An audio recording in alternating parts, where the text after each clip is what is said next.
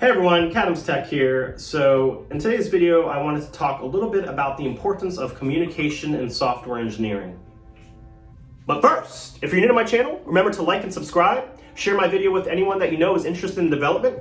Also drop a comment down below, let me know what you think of this video. So firstly, I want to prefix this by saying you should stay the entire duration of the video. I feel like there's a lot of really good tips in here and I don't want you all to miss out. All right, so let's think about this. Why is communication important in the workplace as a software engineer, or as a matter of fact, in pretty much nearly any profession? Well, a lot of your job is going to be interacting with fellow coworkers. It's going to be gathering criteria for a given project that you need to build. It's socializing and making sure you all can get along and work in a nice environment, a non-toxic environment. I'm going to speak from personal experience. In the 7 years that I've been a full-time software engineer, a lot of the tips and tricks that I've learned when it comes to communication. Okay, so there are entire degrees on communication. I mean, it is a really big thing as a human being. Human beings are social animals, so having those interpersonal skills are very vital. As much as some people picture software engineers sitting in a dark basement, coding by themselves, and not talking to anyone, that's usually 99.9% of the time. It's not the real case in the real world. The real world, it's very common and it's necessary as a software engineer to communicate with clients, to communicate with fellow coworkers, and to do this in a way that is friendly, that doesn't come off as abrasive, right? You need to have a smile on your face. You need to nod your head. You need to try and make eye contact. These are little subtle cues that add up to a lot when it's combined and put into effect in the correct manner, right? If you're like this, let me give you an example of how not to communicate with a coworker. When you're looking down and saying, yeah, I guess I'll do it. I mean, I don't really want to, but I'll try. Or like this. Yeah, that sounds really awesome. I'm excited to get working on it. Thanks for helping me out with this. Like, you see the difference? The difference is night and day, right? And people pick up on all these subtle cues. So that's one thing, is to just make sure to have the right attitude. Try and keep it positive. I know it can be hard sometimes. You may be having a bad day at home, but try and keep it positive, right? In the workplace, try and separate personal life from the workplace life and try and put on the best attitude that you can. Separate the two. All right, so some other things that I've learned, some other things that I picked up, right? You can learn a lot of what to do based on what not to do.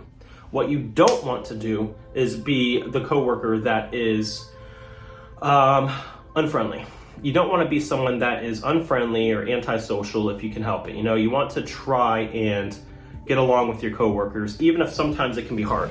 I know sometimes there's coworkers that you don't necessarily get along with, and maybe let your manager know these things, right? But try to the best of your ability to get along, to push through, and make it work. How do you do this? Well, I can give you personal experience of working with a couple of people that have rubbed me the wrong way, right? So I worked with someone that I was pair programming with, and they essentially, basically they just were very grumpy all the time. I call this person grumpy all the time. Even a lot of other coworkers said the same thing, that he's grumpy. So it was quite the experience, but basically I would ask for help and he would just be like, I'll help you out, whatever. You know, it's really hard to impersonate him, but he would just be like, yeah, I'll help you out. I mean, whatever. Yeah. You want to do that? All right, yeah, fine. That makes no sense. Why would you do that? That makes no sense. It's just the accumulation of several comments like that rub fellow employees the wrong way, fellow engineers the wrong way. I can't give specific examples because I don't even remember, but it was just some of the wording, just some of the way he worded things and the way his demeanor and his attitude. There are several times where he would be working on a problem by himself or a feature by himself, and he gets so frustrated that he would actually kick the leg of his desk. And I was just sitting there right beside him, and I'm like thinking to myself, what is wrong with this guy? Another thing is, try and be humble, right? If you feel like you know a lot on a certain subject, and someone with lesser knowledge in that subject approaches you, don't try to act cocky about it. Don't try to act like you don't know that. Oh man, I can't believe you don't know that. Don't try to put off that type of attitude. People will pick this up, and it's not a very friendly thing to do. At the end of the day, the goal is to try and get along with your coworkers, right? Crack some jokes that are appropriate, right? Crack some jokes, get to know each individual on a personal level. Each person has different personalities. You need to read their body language. You need to read and interpret the way that they speak to you. You need to pick up on these subtle cues. When you get in at the office, try and greet them good morning. When you leave for the day, try and say goodbye, even if it's walking out of the way, and say goodbye to them before you leave the office. It's little things that add up when it comes to communication and interpersonal skills in the workplace. So another reason to be friendly with coworkers is for it to benefit you because you have people that like you, and for it to benefit them because you like them, right? But it also is beneficial because, say you need help on something, say you're stuck on something, well, if you're already on good terms with them, how likely do you think it is that they're willing to help you? Well, I bet you that they would be more than willing to help you, right? I'm sure they would be more willing to help someone that they like and that they're in good terms with than someone that they find abrasive or cocky or someone that they find arrogant, right?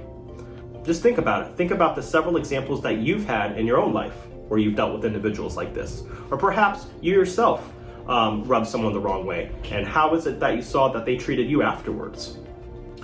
And whether you like it or not, people will talk in the workplace. They'll talk about other coworkers, right? You want to be the person that people talk about at work that say, yeah, I like that person, when they talk to each other without you being in the room. You don't want to be the person where they're talking about you and say, that person, yeah, I don't really get along with, I don't know what's wrong with them. They come off as rude. I reached out for them for help one time, and they said that they're busy, and things of that nature. You don't want to be that person, right? So it's just all these little subtleties, all these little things that add up, whether it's body language, whether it's the way you speak, whether it's the way you look at them, whether it's the way you don't look at them. You know, you could just ignore them, and people will be like, hey, I never really talked to that person, so, you know, I don't know how I feel about them. I don't really ever talk to them. So that's about it for this video. I wanted to keep it short and sweet. So if you're new to my channel, remember to like and subscribe. I have a lot more content coming out soon. So other than that, see you next time.